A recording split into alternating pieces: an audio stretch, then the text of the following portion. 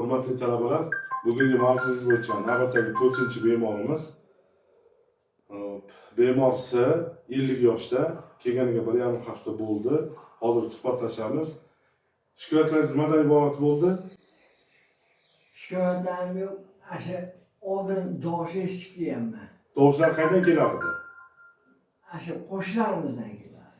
Qo'shnilaringizdan. Nimalar derdi? Qo'shnilarimiz tinmay haqorat qilganlari eshitiladi. Hop, haqorat qilganlari eshitilardi. Ovoz qaysi payt eshitilardi? Kunda ko'proq, kunduzimi, kechqurun yo farqi yo'qmi? Kechqurun eshitiladi. Kechqurun eshitilardi ko'proq. O'sha ovozlarni eshitayotgan paytda uyda oila a'zolaringiz yoningizda bo'lsa, ular ham eshitarmidi, faqat sizga eshitilarmidi? Nima deb o'ylaysiz? Men o'zimga eshitilardi. O'zingizga eshitilardi. Hop, yaxshi. O'sha ovozlar sizni boshqararmidi, boshqarmasmidi? Boshqalardi. Sizga buyruq berarmidi, bermasmidi?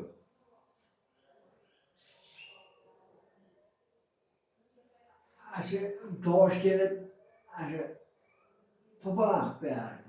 To'polon qilib qo'yardingiz. Tovush eshitib. To'polon qilib qo'yardingiz. Endi u tovushlar qo'shnilaringizniki. U qo'shnilarni siz erkak kishining tovushini eshitsangiz, ayol kishinimi? Erkak kishilarni ham, ayollarni ham. Ko'proq Erkak kishilarni ham, ayollarni ham eshitadi. eshitasiz. Kunni kechqurun ko'proq eshitilardi. Kunduzi ham o'tiramdi, faqat kechqurun eshitilardi. Kunduzi ham eshitadi.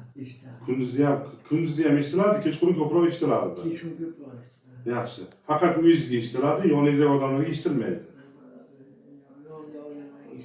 Yaxshi. Hurmatli talabalar, mana bemor bilan suhbatlashdik.